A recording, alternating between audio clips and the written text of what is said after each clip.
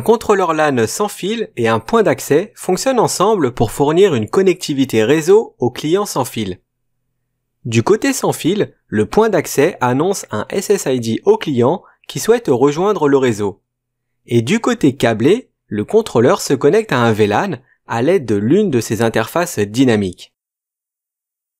Pour établir une liaison entre le SSID et le VLAN, il faut définir un WLAN sur le contrôleur. L'objectif principal du CCNA, sur la partie Wi-Fi, demande la configuration d'un WLAN avec une connectivité client sécurisée en WPA2. Et ce, en utilisant uniquement l'interface graphique du contrôleur. C'est ce que nous allons détailler tout de suite en nous basant sur le schéma. Le contrôleur va lier le WLAN à l'une de ses interfaces, puis enverra la configuration du WLAN vers tous ses points d'accès. Et c'est comme ça que les clients sans fil pourront rejoindre le BSS. Comme pour les VLAN, il est possible d'utiliser des WLAN pour séparer les utilisateurs sans fil. Et comme ça, les utilisateurs associés à un WLAN en particulier ne pourront pas circuler sur un autre WLAN à moins que le trafic soit acheminé d'un VLAN à un autre par l'infrastructure du réseau câblé. En règle générale, il vaut mieux limiter le nombre de WLAN à un maximum de 5, voire même 3 car ils sont très bavards.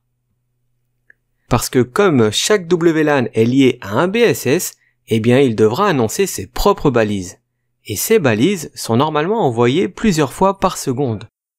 Ce qui veut dire que plus on crée de WLAN, et plus on aura besoin de balises pour les annoncer.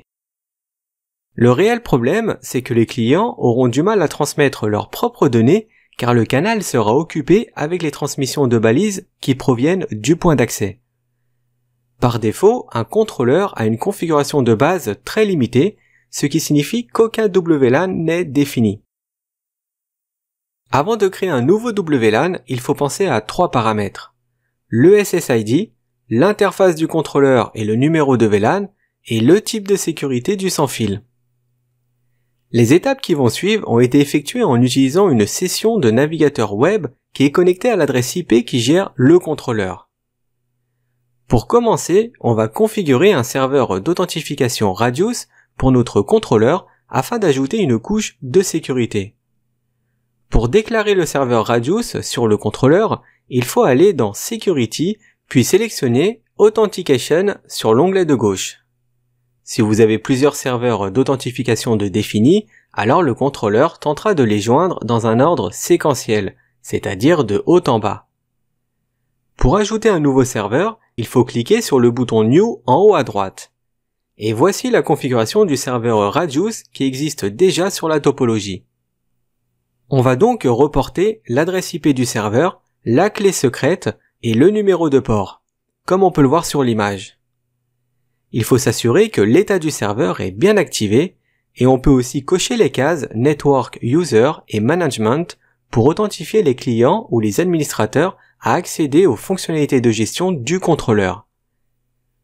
Pour l'exemple, j'utilise le simulateur Packet Tracer qui ne prend pas en charge toutes les configurations possibles du contrôleur. C'est pour ça que vous voyez des zones grisées. Passons maintenant à la deuxième étape qui est la création d'une interface dynamique. Nous avons déjà abordé les différents types d'interfaces de contrôleurs. Une interface dynamique est utilisée pour connecter le contrôleur à un VLAN sur le réseau câblé. Lorsque vous créez un WLAN, il vous faut lier l'interface dynamique et donc le VLAN à un réseau sans fil. Pour créer cette nouvelle interface, il faut aller dans Contrôleur puis dans Interface, ce qui nous affiche la liste de toutes les interfaces du contrôleur qui sont actuellement configurées. On voit d'ailleurs qu'il y a 2 interfaces de déclarer, une interface de gestion et une interface virtuelle. Pour définir une nouvelle interface, il faut cliquer sur le bouton New. Ensuite, il suffit juste d'indiquer un nom pour l'interface et un numéro de VLAN. Dans l'exemple, l'interface s'appellera Marketing et sera mappée sur le VLAN 99. Pour arriver ensuite sur la configuration réseau de l'interface, il faut valider la création en appliquant les modifs. Juste après, une nouvelle fenêtre s'affiche et c'est sur celle-ci qu'il faudra entrer l'adresse IP, le masque de ce réseau et l'adresse de passerelle pour l'interface. Il faut aussi définir les adresses de serveurs DHCP principales et secondaires que le contrôleur utilisera lorsqu'il relaiera les demandes DHCP des clients liés à l'interface. Dans l'exemple, on voit que l'interface nommée Marketing a été configurée avec l'adresse IP 192.168.100.10, le masque de ce réseau en 3x255.0, la passerelle en 192.168.100.1 et le serveur DHCP principal en 192.168.1.20. Pour finir, il ne reste plus qu'à appliquer la configuration. On va maintenant créer un nouveau WLAN. Pour ça, il faut juste cliquer sur WLAN. On voit que le contrôleur n'en a pas de défini. Pour créer un nouveau WLAN, il faut sélectionner Create New, puis cliquer sur le bouton Go.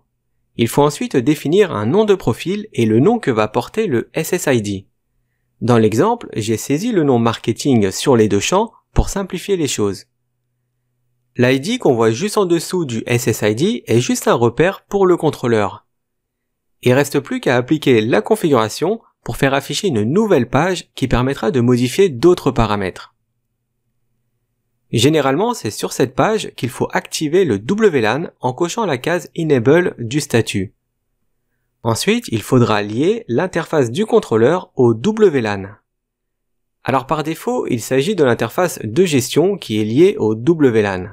On va modifier ça et mettre l'interface Marketing. On va maintenant voir le paramétrage de la sécurité. Dans l'onglet Security et Layer 2, on peut choisir le type de sécurité qu'on souhaite mettre en place. Dans le tableau, vous pouvez voir la description des différents choix possibles. Pour l'exemple, on va partir sur du WPA plus WPA2 et cocher la case WPA2 pour ensuite sélectionner le cryptage en AES.